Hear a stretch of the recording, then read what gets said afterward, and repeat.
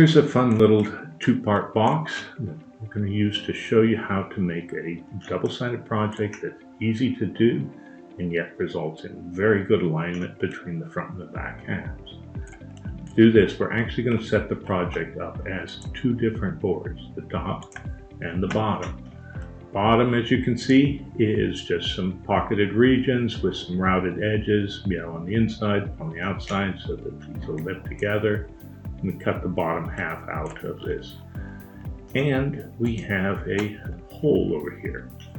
Now we can go ahead and take that hole and highlight our pocket over here.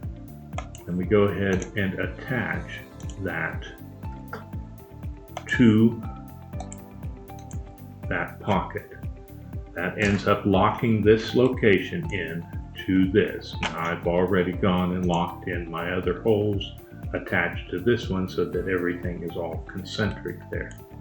Reason we do this is because this is going to become the reference for our top box.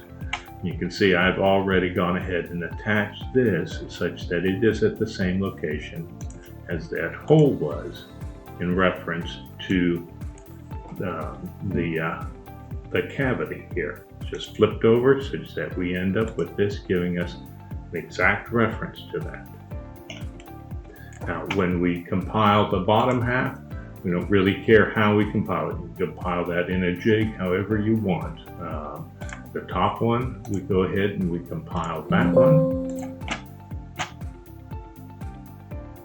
as a manual placement. Of course, whenever we select manual placement, it's going to skip everything and drop us right in there. Let's go ahead and carve this. All right, so we've got the bottom carved out here with our index hole. I'm going to go ahead, and sometimes you can actually pull the tape with the belt off, not in this case.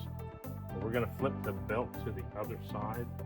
We want to make sure that our index hole is good and clear, so we're going to be dropping in there.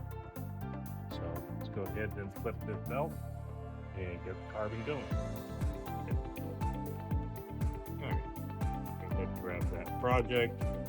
Now, this is a manually jigged project, so it is only going to home the machine. Calculated backlash, it won't find the back edge at all.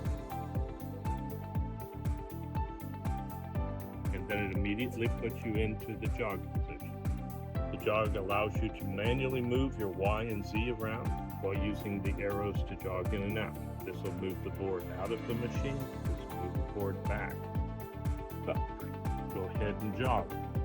Now when we're jogging, to get into position, we always want to move the board a little ahead. So we want to get ourselves in position and just tap that until you drop right into the hole. We're always moving into that so that we're taking the backlash up. Now we've got a perfect location. All we have to do is hit enter, and it'll go ahead and then ask for the bit, and we proceed with the project.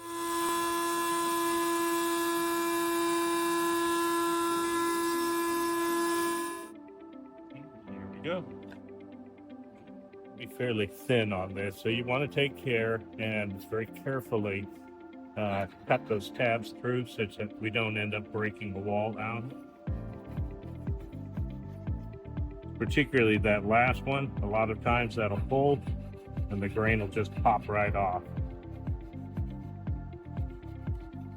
All right, next we're going to go ahead and sand those in, and then we'll show you a neat trick to make sure that everything lines up when you're done. All right, as you can see, you should end up with a pretty close alignment. We still got a little bit of bumps there. If you try to sand all this by itself, you'll often sand it out of round. But you can actually just take it off the head.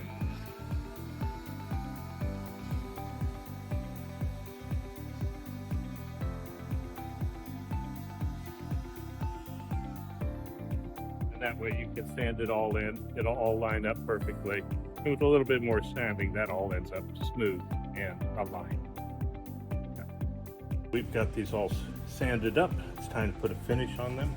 I'm actually using a dye. It's a red mahogany dye. It's a water-based dye.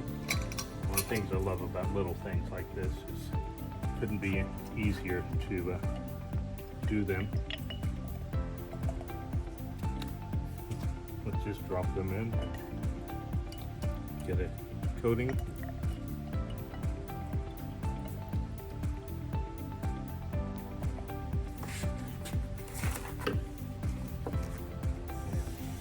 That's literally all there is. Now we'll let those dry, and then we'll come back and put a clear coat on there, and they'll be good to go.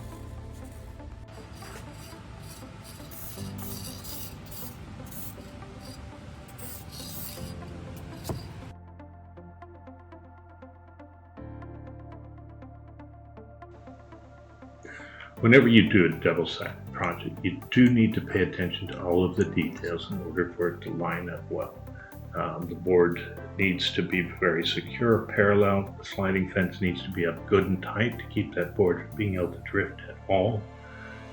Same thing with your jig. Now, this project that we're including, I did set this up so there is an alternative way to do it. Just unhide this cutout. That'll move essentially all of the precision alignment pieces to just the bottom side of the board. And then on the top side, all we have to do is just go and hide that cutout and route. And there you've got your text. You still make a neat little box that's very customizable, very quick to do, and easy.